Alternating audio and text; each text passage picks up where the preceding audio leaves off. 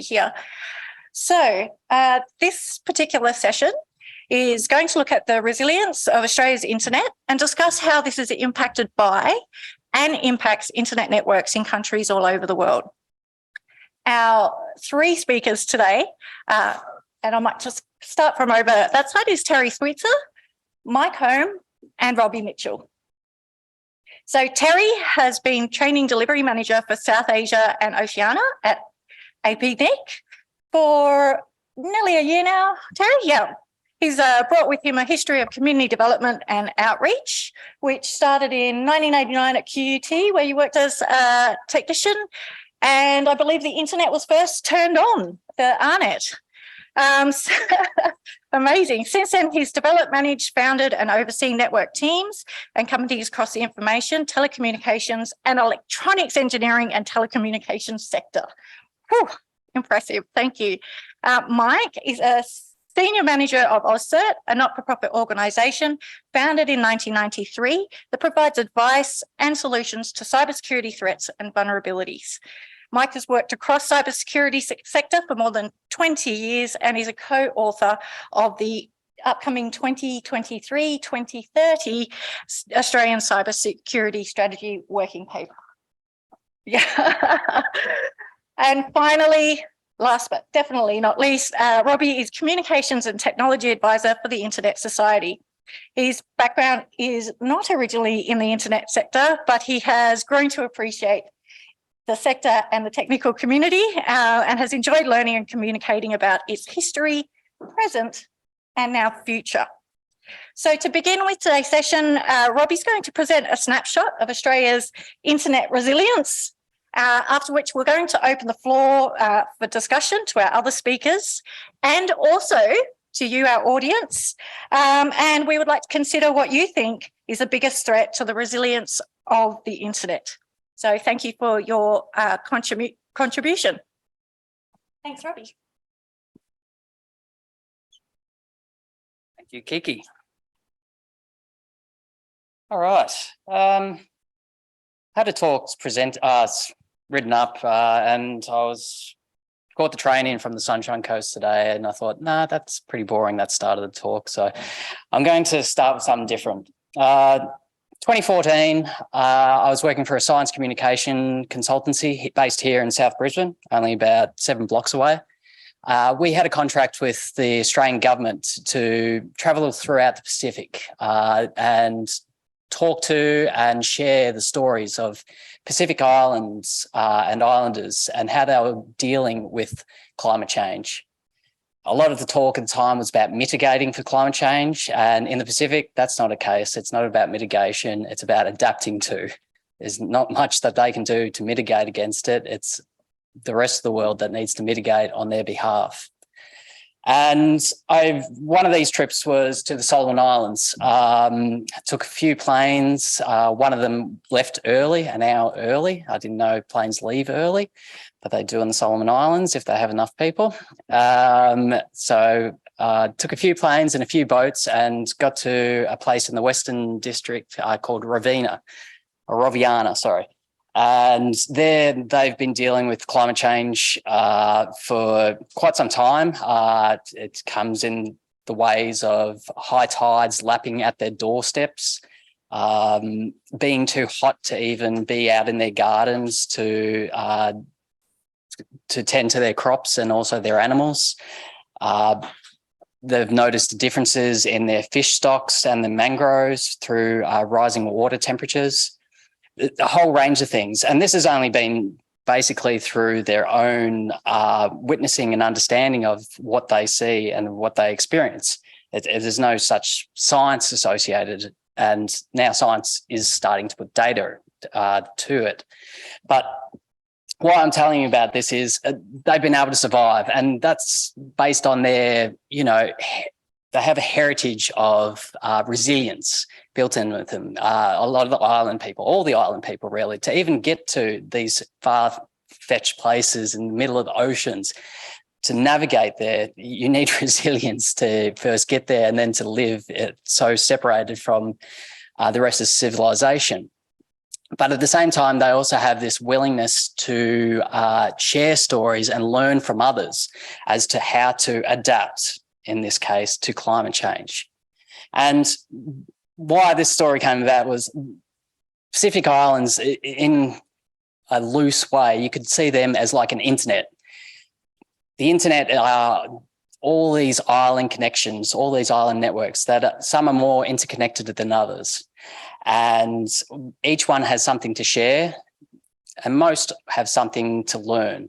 And what we want to do with what we can learn from these other networks and also help them encourage to adapt to what we need the internet to be, which is strong, open, secure and trustworthy.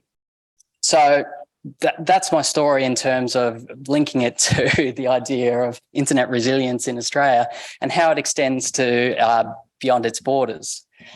Can I work this one? Testing. Should have tested that first.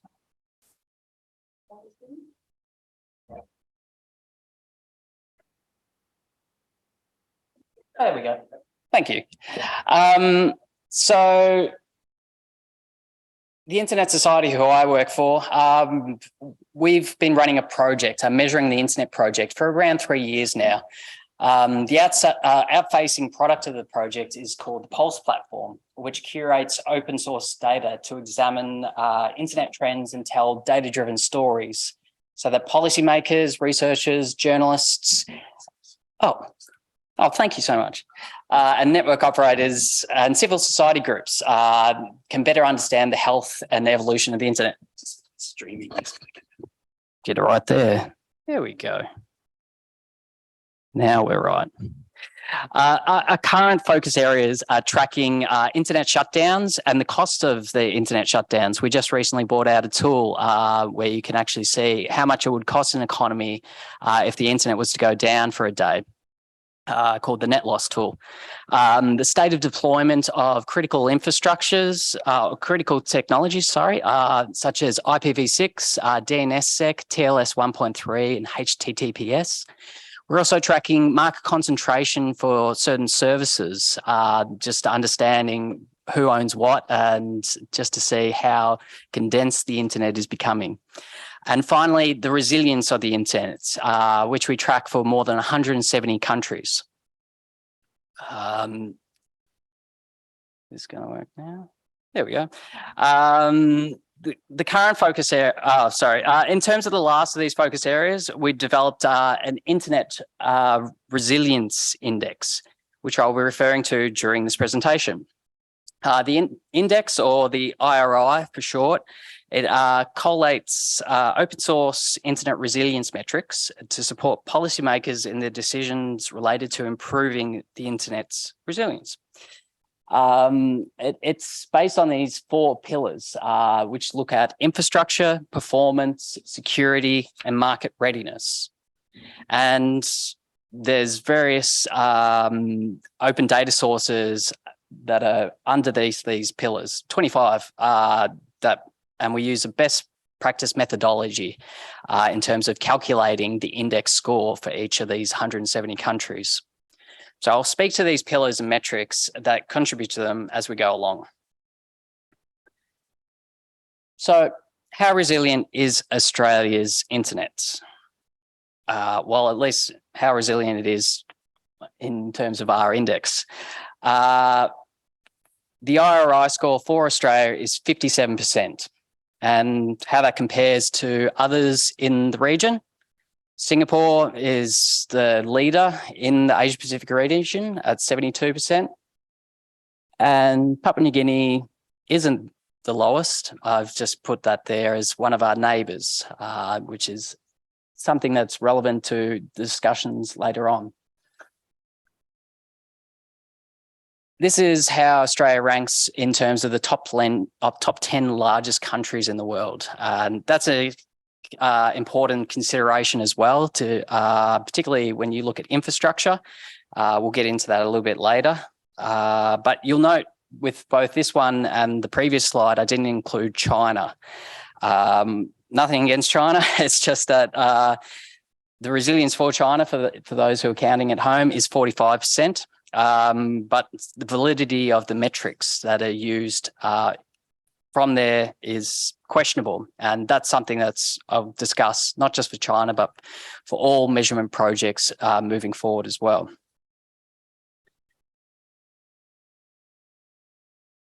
When we look at the pillars for Australia, we can see that they're all fairly similar, around that 50 to 60% range. When we start drilling down, this is where the good stories and the bad stories can come through. So to highlight the successes first, 96% of mobile coverage is the same as Canada and shows the work that Australian networks operators have been doing over the last 30 years to expand this.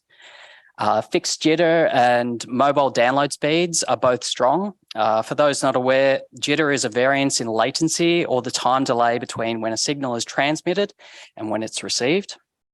HTTPS, which is, I can't remember, it's in there somewhere. Secure web traffic up the top there. That's always been something that's been widespread in Australia and really strong. IPv6 capabilities has been growing at around 5% per annum since 2016, which is on par with the average for the world. Australia has traditionally ranked high on Global Cybersecurity Index, and the number of secure internet servers has increased by a factor of 10 since 2015. 4 times greater than the world average, and ranked 24th in the world at the end of 2020, just behind Canada. I can attest to Australia having affordable internet, having just returned from Canada, where I spent 100 Canadian dollars on 30 gigabytes of data. And the credit to government for the work that they've done and their partners have done, increasing the Australian e-government's development index score, which is from 12th to 7th since 2012. Now for the weaknesses. So there's probably about the same strengths as weaknesses. Enabling infrastructure is lower than Canada and New Zealand, which are around 67 and 73% respectively. Fixed download and upload speeds are surprisingly low. It's little wonder that we're ranked 82nd in the world, according to Ookla in this metric. It's great that AUDA has enabled DNSSEC, but DNSSEC validation across the board, Australia ranks 145th in the world, well below our friends across the ditch at 86%, and Bangladesh is 93%. Kudos there. Routing hygiene is at a teenage phase, it seems, though it's great to see more networks implement RPKI and become Manners members. For those not privy to Manners, it's a global initiative that helps reduce the common routing threats by implementing best current practices such as resource public key infrastructure. To highlight the importance of implementing these best practices, in May this year, an ISP in Angola had an issue with BGP, and if they had signed these, implemented RPKI, then the issue wouldn't have happened. The issue being that Australian internet users had either no internet access or significantly reduced internet access for 3 hours. This severely impacted a lot of data centers in Australia, and this was during peak business time as well, considering a lot of ISPs tend to do these things in their downtime, which is overnight, but their overnight is our daytime. Finally, many people will rationalise lower upstream provider diversity and market diversity scores are largely due to the size of our market here in Australia. However, this should be cause for concern, especially when we compare it to Italy, which has a considerably higher score for both of these metrics. And yet earlier this year, 1/3 of their internet users went offline for a considerable amount of time because their largest ISP didn't have a diverse number of upstream providers. You'll note I put a line around the a dashed line around the fibre to 10K reach, which is a percentage of population which is within 10 kilometres of fibre connection, for the fact that increasing this metric is challenging for all countries with large land masses, most of which are sparsely inhabited. Australia, in this respect, it's in the middle of that top 10 that I provided earlier. Canada has an impressive 49% score. Australia there being 31, and Russia has the lowest at 29%. So by middle, it's lower middle. Now, what I've shown you here is merely a guide, and some of you may have scoffed at some of the scores, and you may have your own data, which shows you something different. And what we're trying to do with this tool, and indeed discussion today, is to make you aware of these open sources of data and help you make sense of them in demonstrating the various aspects that make up the health of the internet. By no means do we say use this as a source of truth. For example, a post we published last week in the Pulse blog discussed the resilience of e-government services, in particular their resilience on the DNS. E-government, specifically e-government development index, is an indicator that I mentioned before. And if we looked at Switzerland, the EDGI score is 88%, and we consider it to have a fairly resilient e-government service. But as per this study, which compared it to the Netherlands, Sweden, and the US, which all have EDGI scores in the mid-90s, so better, but not considerably better. Only around 5% of Swiss eGov services have more than one TLD, and less than 3% have adopted Anycast, both of which would protect these services from a single point of failure on the behalf of the registry or the DNS servers. Out of curiosity, and you can answer this later, does anyone have the figures for how many eGov domains there are in Australia, and how many of these have more than one TLD? Something to discuss later. If so, it'd be great to share these, as a limitation of this study, and indeed the IRI and many measurement projects, is local open source data that helps to validate the guesses that we are ultimately making. Having said that, these guesses can help you, and especially decision makers, identify weaknesses, and then hopefully do your own research to validate if what these measurement systems are seeing is true. To this point, we advocate for greater localized data sourcing and sharing, which provides greater resolution to what is really happening at the edge. This is also the first version of the index framework, and we plan on expanding it in the future to include things such as climate and natural disaster risk as well. And if there's any other suggestions you might have, we're all ears. We want to make this as comprehensive as we can.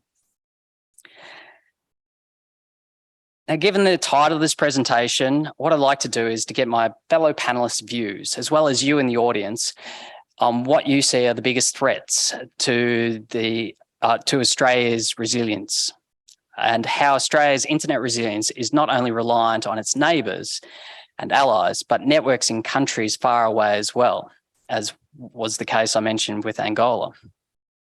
To get the ball rolling, Terry, can you give us your thoughts based on your experience across the ISP and IXP sectors and capacity development on what a resilient internet looks like? Is that good? Okay, now I'm good. Well, I'll narrow in on the routing hygiene, because that's obviously one of the areas where I'm also incentivized at my role at APNIC to work on as well. And I find it, as usual, astonishing that Australia doesn't actually embrace RPKI as much as it should.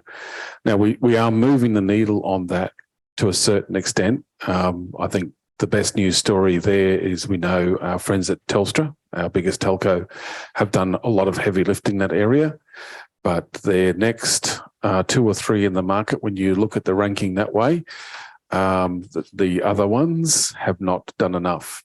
So that's a call out to our friends at those particular organisations, which I will not name because we don't do name and shame, but it would be nice to see the rest of those big operations in Australia to actually start doing something serious about deploying RPKI, that is, doing signing of routes in one case and or going past signing their routes in the other cases and actually deploying what we call validation. And that will get us a long way to going from 44% on the routing hygiene all the way up to possibly 80 or more. And again, it just really needs to be the top 5 there in the industry. If they were to, as we say in Australia, pull the finger out, we would have that licked very nicely indeed. So that would be my main focus. I think the other one to just get people thinking about and maybe prompt some questions as well. Australia as a nation is an island, which means all of our external connectivity, okay, at high speed relies on submarine cables.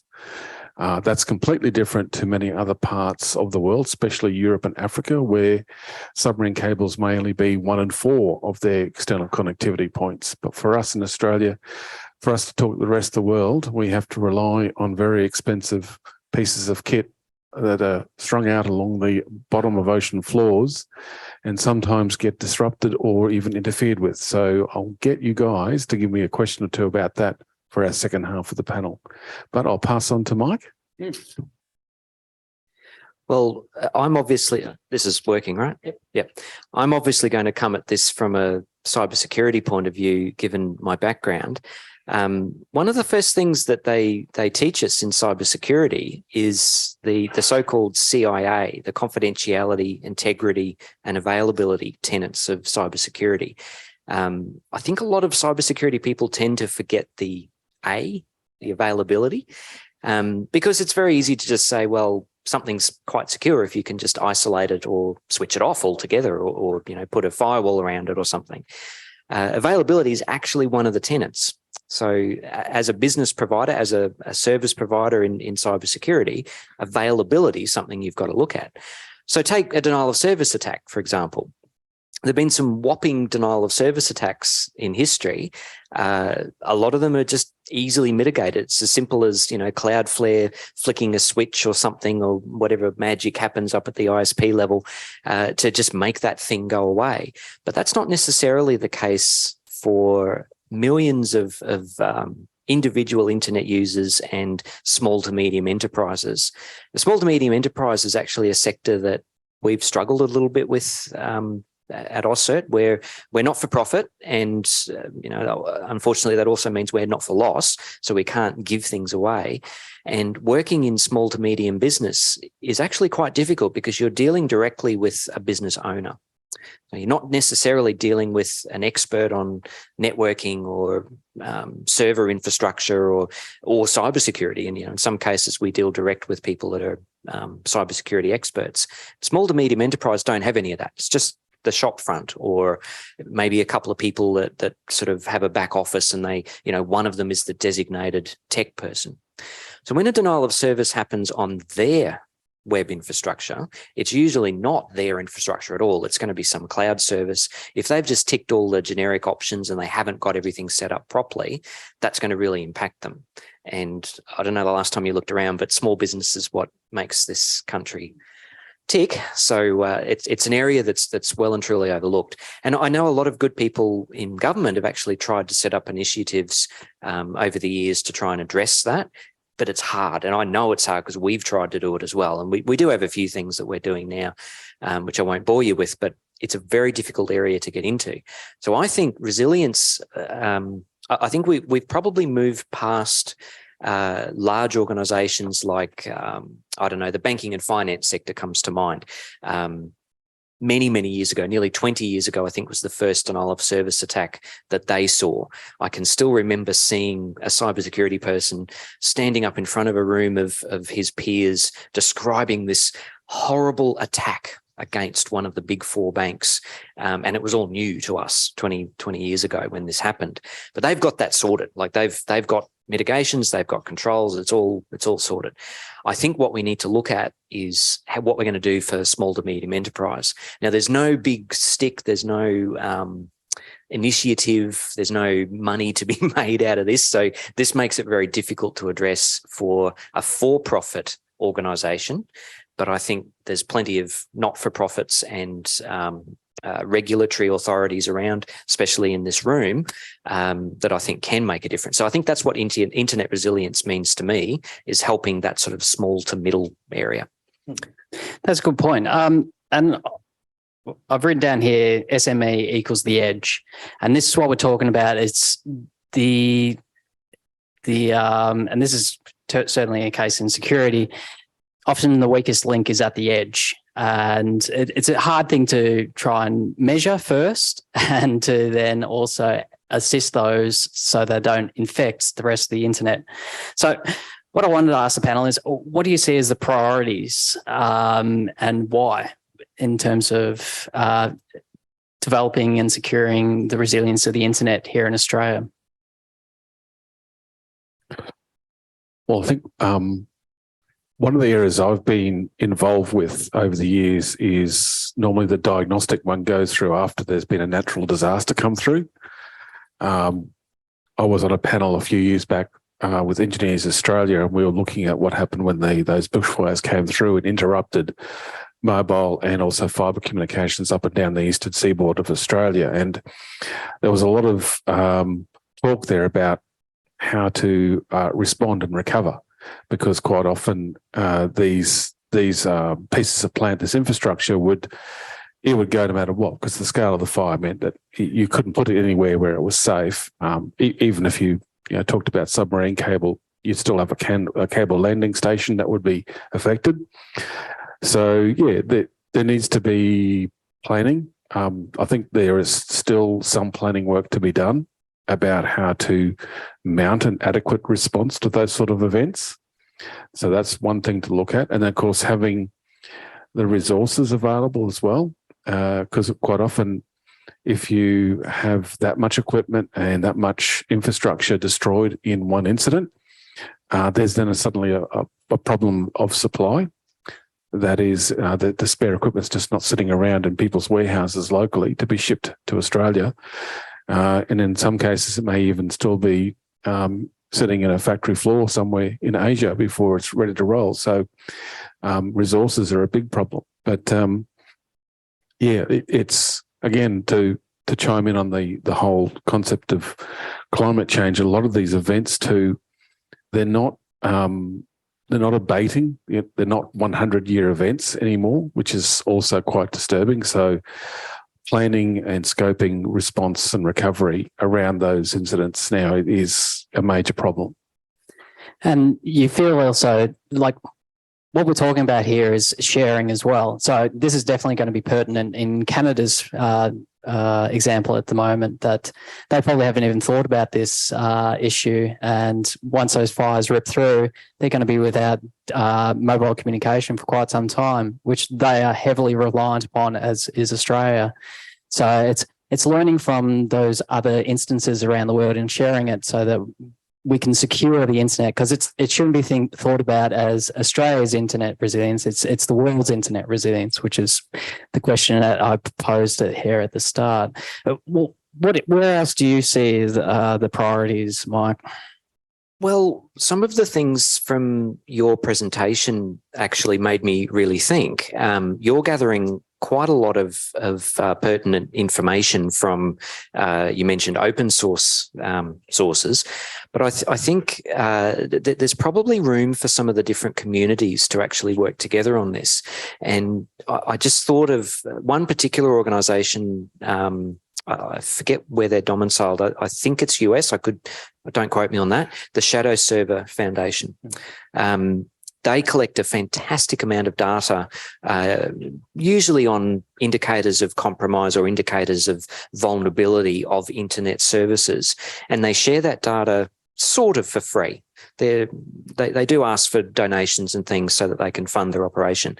But they have a wealth of data about the shape that the internet's in, seen through the lens of a cybersecurity professional, I suppose, more so than someone that's primarily concerned with resilience and availability. But I think there's a lot of room to, and this, I'm just saying, I think this is probably a priority that the cybersecurity community could actually jump on. I think that combining some of the stats that we have in our world with some of those things would actually give you some very important insights into areas that you might need to drill into. I mean, those shadow server reports, for example, they will tell you which of the many services around Australia, including large and small businesses, which of those are vulnerable to a particular type of attack from cybersecurity threat actors.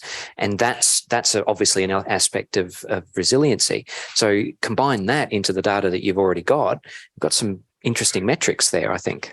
No, I totally agree. And I've said it before that this is the first version and we're trying to expand it. A limitation, to give you some further context on the tool, a limitation of it is having data for each country. So we mentioned 170 countries, currently is at 215 in the world, something like that. So we had to basically just say, all right, 170 is good enough for the moment. But this is a call out as well, that if you have the data, then try and share it and use it to build upon these cases, but also for other governments to follow suit and share this data with these open source projects and get involved, because again, it comes back to it's the resilience of the internet as a whole, not the resilience of the internet at that country. And we're not about naming and shaming either. We're all going to have our weaknesses. We're all going to have our strengths. It's those weaknesses collectively, that's where we can all start to fall down, and it starts to affect countries on the other side of the world, which we thought we had no connection whatsoever with. And they could be trading partners for all we know. And that can reflect sometimes badly when we start to renegotiate those trading policies. So where can Australia look to learn how to address these priorities and improve the weaknesses, Terry?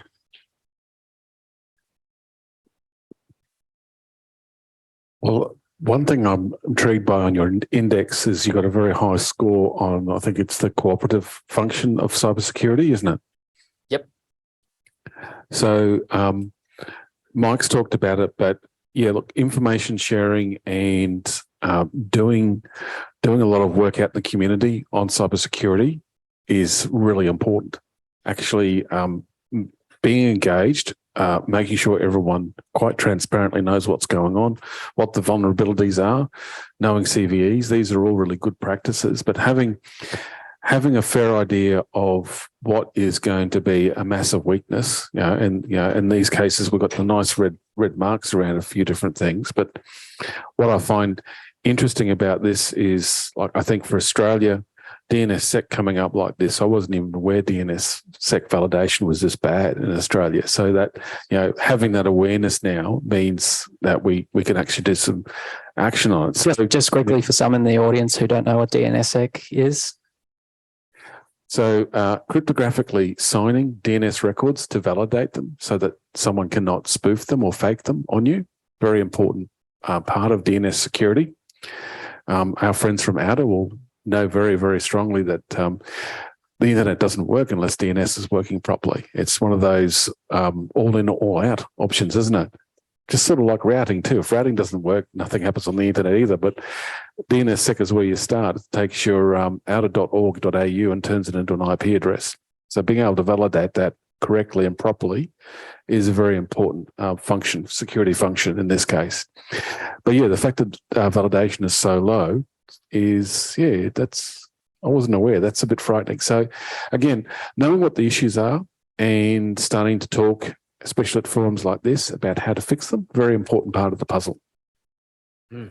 I couldn't agree more. Having those statistics there is truly wonderful. I have to admit, I'm not surprised at the low DNSSEC validation, because think about this in terms of say, a business operator trying to keep things going, and they've got a technology person in front of them saying, we should turn DNSSEC on. Now, it's very difficult for a technology person to then speak in business language and say, well, if you don't turn that on, imagine the case where someone is spoofing a domain. You've got a threat actor that's trying to pretend to be, let's pick on APNIC, pretend to be APNIC.net.au, but they're actually, they've used some other domain name or whatever, and you're not verifying that. Now, it's very hard for the technical person to translate that into business speak.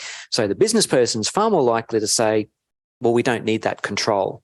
So I think there's a lot of misinformation, and there's a lot of disconnect between some of the available controls that we now have and what the business world is actually willing or able to implement.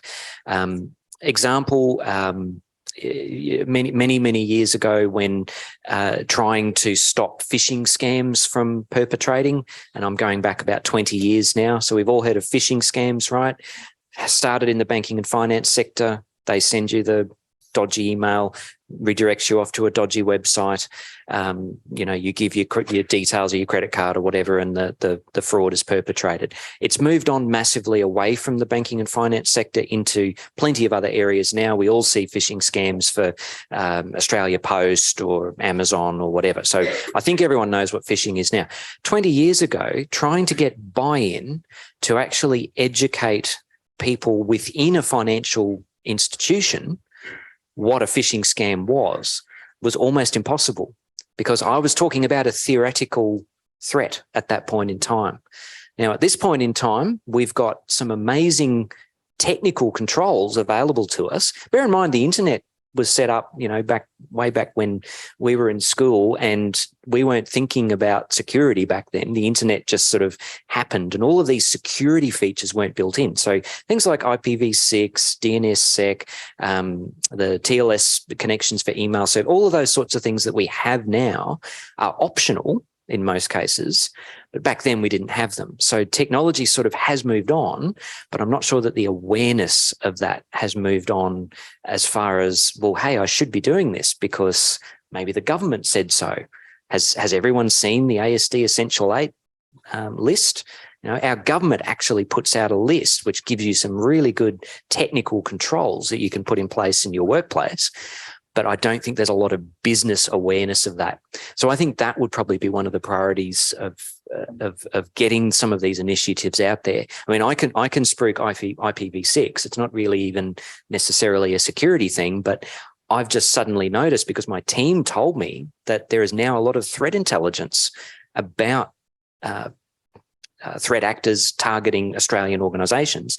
That threat intelligence is now coming over IPv6 networks. So we're actually seeing things in IPv6, and if you don't have it enabled, then you're not actually able to make use of it. So I can actually make a business case just within cybersecurity to enable IPv6. That was an interesting little turn from a couple of weeks ago. But those sorts of things I don't think are coming to the business world yet. And maybe that's an area that we as technologists need to do a little bit better on explaining why we're doing the things that we're doing. That's just my little rant. Mike, that's a really actually very interesting there. And I think it takes, so I had the pleasure for a real quick get to know you. And I can tell you I'm very, very happy that Terry is in his training delivery role. You're very lucky to have him. Just a quick hands up. Does everybody know the technical terms, the IPv6, the DNSSEC? A lot of people. Is there anyone that isn't familiar with the technical information? Because I'm not particularly. Unfortunately, my brain doesn't work so well to take in that amount of detail. Terry was telling me 6 R's to remember, and your CIA was really good, Mike. The confidentiality, integrity, and availability. Terry, you were talking about resiliency, redundancy, robustness, responses, resources, and recoveries. And what we're seeing, and what these guys did for me, was just create this language. And you're right, finding a shared language is what some of this internet governance forum's about.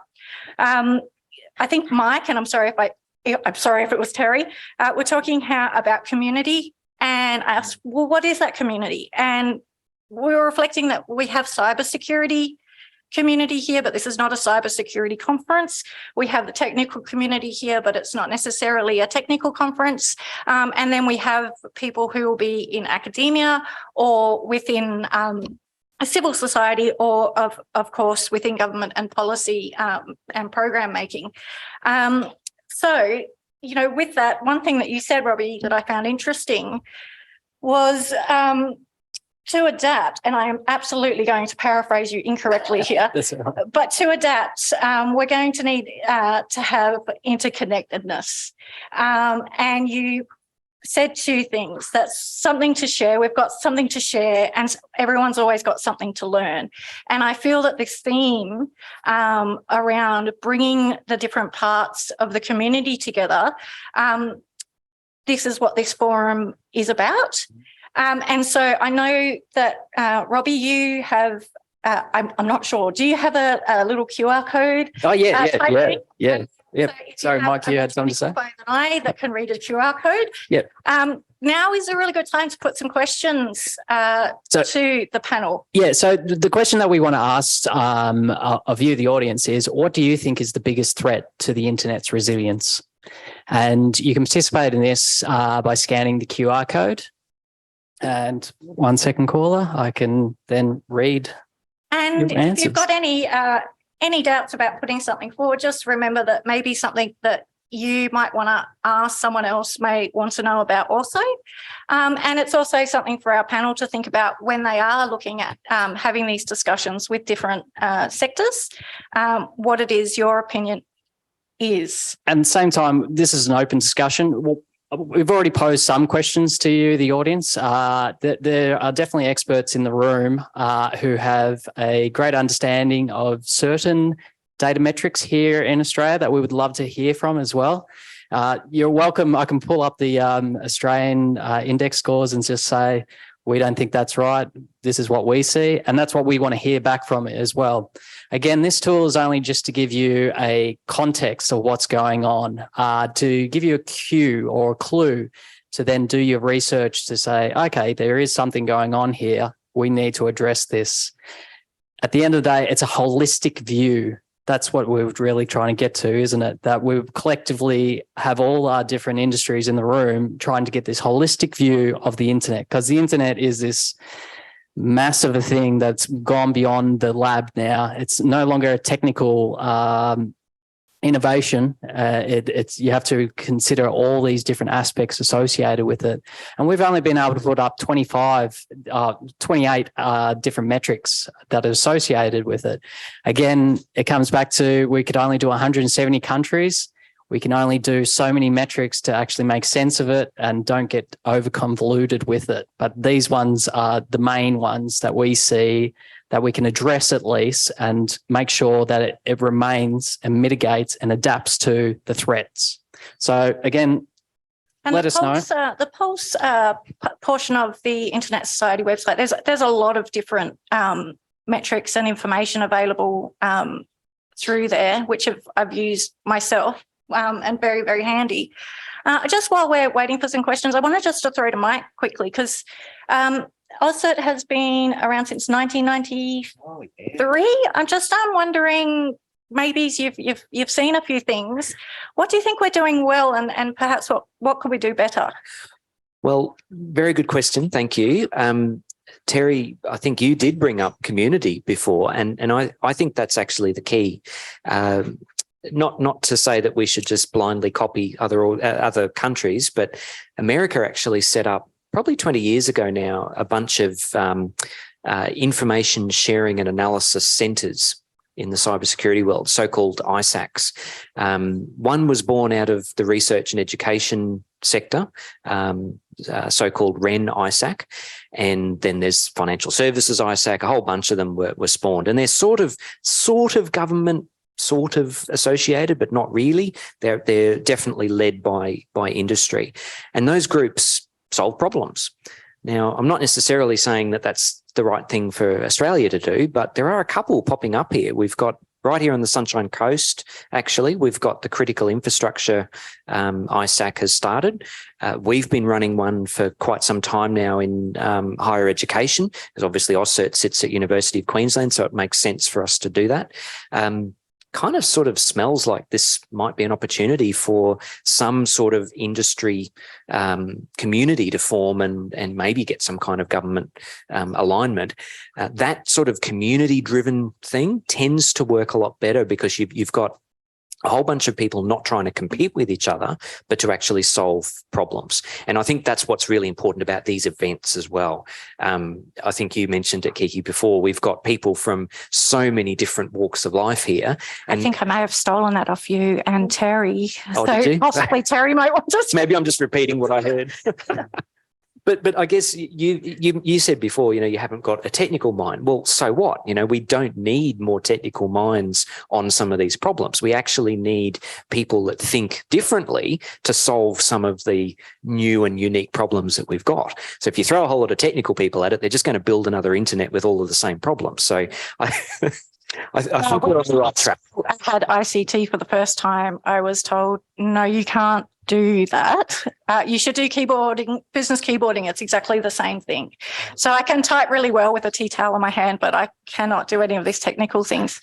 But as I did steal it off you, Terry, you have been involved with the development of various communities as the internet itself has grown. Do you have anything to comment on what Mike has just said? Well, I think we're probably at one right now, aren't we? This is the important distinction, and we are actually here practicing the multi-stakeholder model. So we have many technical and non-technical people in the room, and I'll make the point too. The IRR, when you look at it, it's not a technical KPI matrix. There's a few technical things there, but I can also see some economic factors, policy factors. This is a very important distinction to make about it. Yeah, you put a bunch of engineers in the room and tell them to build a better mousetrap, you'll end up with an elephant. You put a bunch of people in who are very diverse in background and diverse in the way they're thinking, you'll end up with a much better solution. And there's good science to back that up too these days as well. So keep that in mind. But yeah, look, I always find that when we're at these forums, just the value of the discussion and the talk means that people go away with much keener understanding about the other person's viewpoint, what is happening in the technical community, what does this mean to me when I'm in government. So you go back to your roles after this week and you'll now have an understanding of certain issues you did not have before you arrived here. That's probably one of the big, powerful things that happens in these forums, and it's very important that we do them. Just to get that discourse done. A lot of people criticize IGF. They say, oh, it's a big hot air balloon that just pumps up something for a couple of days somewhere and everyone walks away and nothing happens. Well, actually, no, quite a lot of things happen afterwards. So it's always good. And I will give Narelle and her co-worker a shout out. That's our internet industry here in Australia, the IAA. So remember that, yes. And of course, that's also our main peering point operator as well, the main piece of infrastructure for internet exchange in Australia too. Okay, we've got a few interesting little responses here. And by little, I mean pretty big for our timing.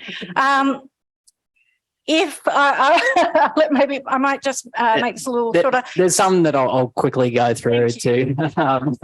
So some questions around our current initiative. So I think there's some led by our government around cyberspace. Are we satisfied with those?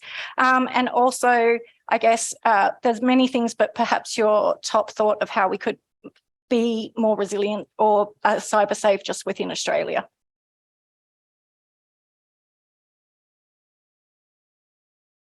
That was loaded two questions in one there.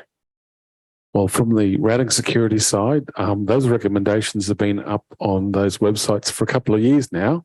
So maybe we'll just point people at them and say they're recommendations. And there's quite a few of us in these forums. We like recommendations. We don't like regulations. So keep that in mind. That's a very good point. There's quite a few government initiatives that have come out in recent years. One of them being the formation of the joint cybersecurity centres. Now, that's COVID ruined everything, of course, but that was meant to be a collaboration hub, and there's one in each capital city. So your cybersecurity technical people, or even the non-technical people, can participate in forums there and understand what the threat landscape looks like. That's a great initiative to get into if you haven't already. There's a couple of other things going on as well.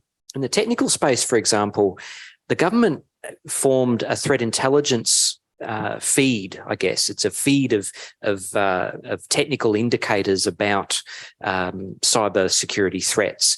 Now, one of them is actually a protective DNS service. Now, anyone that's technical here will know about using one of those services to actually just simply reject bad DNS lookups at the border, so that one of your users in your organization clicks on a dodgy website, it just doesn't resolve, it goes to nowhere. So some of those sorts of technical initiatives have started coming out, and the uptake of it is good, but it could be a lot better. Tapping into some of the other not-for-profit organizations like us is another thing that I definitely suggest as well. That's my 2 cents worth. I don't have as technical background as these two, but from what I've learnt my years in the internet is the need for trust. And that was a couple of the comments that came through in the survey. There was misinformation, fake news, and trust in governments as well, which is all together based on trust and distrust. And it comes back to the presentation before by Chandy, showing the consumer trust in basically the internet itself. And there's disinformation going on, but there's also distrust in the services and how they're dealing with the data, as well as how they lure us into their web. And I can understand that that is having a negative effect on us trying to secure the internet and also make it the good that we also keep mentioning here at internet governance forums as well, because it is a good thing. We're trying to protect that good thing. So I can totally understand distrust and the need for trust. And I guess what I'm trying to get to is that we sometimes get hooked on the information side of the internet, and we lose perspective of the fundamentals of what the internet is itself. And even though it can get a bad reputation from the information side, it's still a wonder that it works as it does and gives us the opportunities that some of the other presenters have offered us, like to pull us through the situations such as pandemics. So while the Internet Resilience Index isn't going to ever score trust, there are other projects out there that do, and that's great because that helps with building awareness of the good things that there are, and also building awareness of the situation that is required to overcome the major threats to the internet, which then bring it down and make us not able to do banking, run our hospitals. People die if the internet goes down these days. That's the hard truth. Economies stop working if the internet goes down. And education, Australia's never heard of a snow day before, but the internet goes down and that's a snow day for Australia. And that's for other countries around the world. I think that trust, sorry to interrupt, I think that just very quickly, that trust thing I think is very important. Anyone that's a bit older will probably remember things like the New Zealand Internet Task Force, Internet Security Task Force. This is going back like 10 years or something now. They actually used this idea, the idea of a safe internet or a trustworthy internet, effectively as a goal towards you come to New Zealand, you do business here, the internet here is safer, your constituents are going to be safer when they trade with us. So that was actually a marketable thing. That was something that they were using trust as a marketable advantage. That might be something for your marketing teams to think of.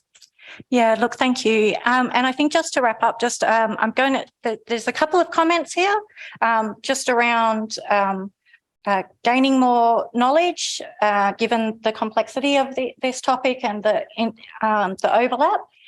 Certainly, the Internet Society, I know, has some really good resources. They also have some really good training programs that are live and interactive. You will lose sleep on the time zones on some of those, but we won't take all credit. APNIC and AusCert also have very good training. Also have those also. I know ACAN are putting some out, but I think you can start through one of those portals and certainly find those links or hit these guys up on their socials. Probably just your last thoughts, because there's a few comments and questions around this, but the role, I think this is what you said, recommendations, not regulations, that role of the technical community, as we have discussions about the multi-stakeholder model moving forward, I can see that the technical community has done a lot, and now we have another dialogue happening. Being more technical than I am from that technical community, can I have your thoughts on that? Well, it's one thing that us at APNIC have given a lot of thought recently too, is increasing our engagement footprint outside the technical community to talk to people about these issues. So yeah, and I think you'll find that we're not the only organisation who wants to do that as well, because ISOC, I know, has non-technical engagements, and Internet Society definitely is all about the non-technical engagements as well. So it's going to eventually be business as usual for nearly all of us anyway, because we're talking about something that is going to be classed as critical infrastructure from now on. We're going to have to make sure that, everyone who is out there using the internet has that, what we call the street smarts, to be able to operate with the internet in their lives. And this is not something that would be optional. In fact, I'm pretty sure at some stage someone's going to say, let's make some school curriculum for this. So there'll be the controversial sex ed, but what about the internet ed? That sort of thing. So we'll be at that stage at some as well.